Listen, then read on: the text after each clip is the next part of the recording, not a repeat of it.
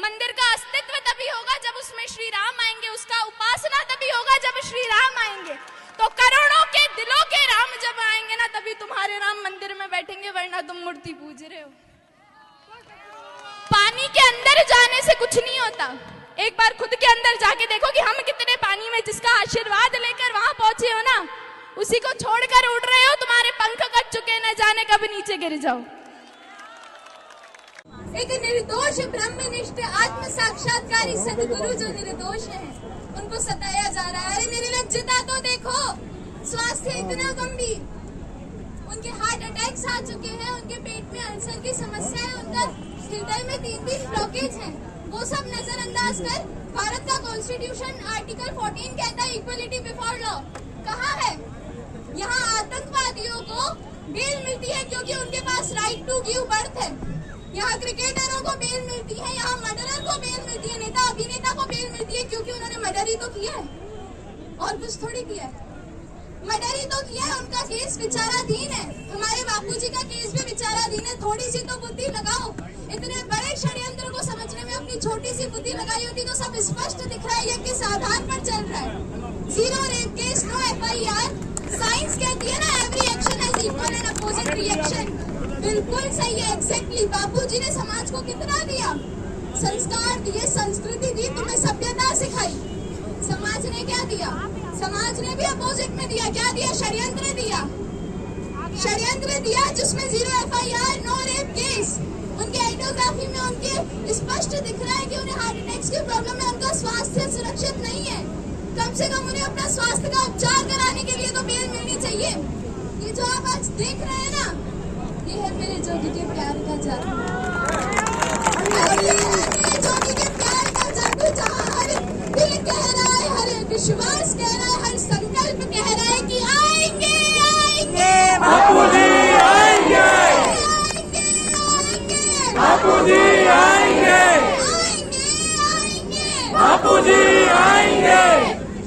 ये सारे अवतार हैं, कलयुग का अवतार है। ये सारी बातें सुनने के लिए मीडिया वाले कहाँ गए? अभी तो कोई नहीं दिखाता। क्या ये सारी चीजें ये कहते हैं, ये मीडिया की कवरेज में नहीं आता? मुझे लगता है बापूजी के उपचार के साथ उनका बहुत ज्यादा उपचार होना चाहिए, जिन्होंने गलत सुन के 0 FIR में रेप केस लिख दिया, जिन्हें सुनाई नहीं देता कि आज पूरा भारत बोल रहा है निर्दोष है, निर्दोष है। बापूजी को रिहा करो, रिहा करो। बापूजी को दिल्ली की मेट्रो ट्रेन की स्पीड से तुम्हारा भारत पतन की ओर जा रहा था।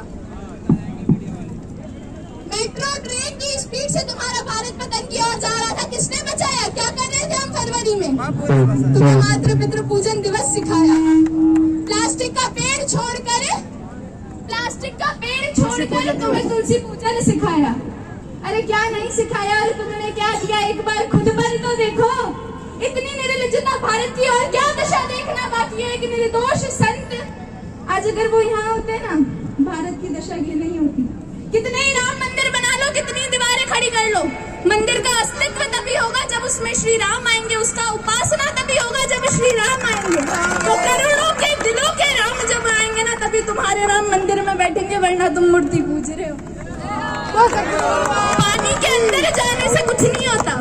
एक बार खुद के अंदर जाके देखो कि हम कितने पानी में, जिसका आशीर्वाद लेकर वहां पहुंचे हो ना, उसी को छोड़कर उड़ रहे हो। तुम्हारे पंख कट चुके, न जाने कब नीचे गिर जाओ। मुझे मेरे बापू चाहिए, मुझे मेरे निर्दोष संत चाहिए। आएंगे आएंगे आएंगे आएंगे।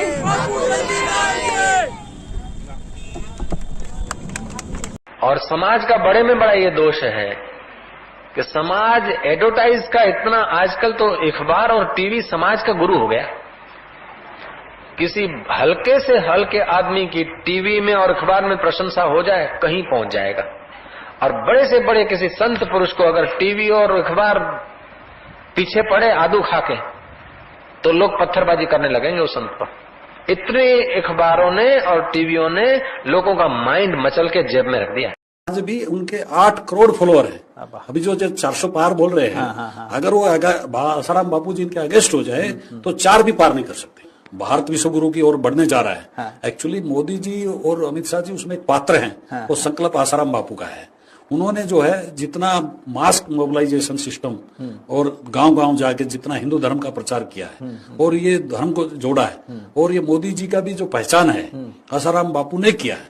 आसाराम बापू ने पहली बार सीएम के लिए प्रपोज करने वाले आसाराम जी, उसके बाद उनको राजकोट से चुनाव जिताने के लिए 5 दिन ठहर के आसाराम जी, उसके बाद गोधरा कांड होने के बाद सब मीडिया सब अगेंस्ट हो गए, उस समय सपोर्ट देने वाले आसाराम जी, और जो राहुल गांधी उस समय प्राइम मिनिस्टर का सपना सोच रहा था उसका नामकरण पप्पू करने वाले आसाराम जी। तो ये हाईवे जो है मोदी के लिए हाईवे बनाया, मोदी के लिए हाईवे बनाने वाले हैं तो सिर्फ आसाराम जी है। सर जैसे भगवान कृष्ण जी की मथुरा जेल की आरती होती थी, ये जोधपुर जेल की आरती होती है। जैसे वाजपेयी जी आए उनके पास लखनऊ में, तो कारगिल जब युद्ध हुआ तो वाजपेयी जी सलाह लिए, बापूजी ने कहा नहीं तुम सेना को तैयार करो और बॉर्डर पे भेजो, और मैं जो है संकल्प करता हूँ और यह सभी आश्रमों में ओम का गुंजन कराए। उस गुंजन का प्रभाव से जो है उनका संकल्प से इजराइल की सेना जो है सपोर्ट के लिए आ गया, और वो जो कि वो पहाड़ी पे थे, हम लोग नीचे थे, फिर भी हमारा विजय हुआ।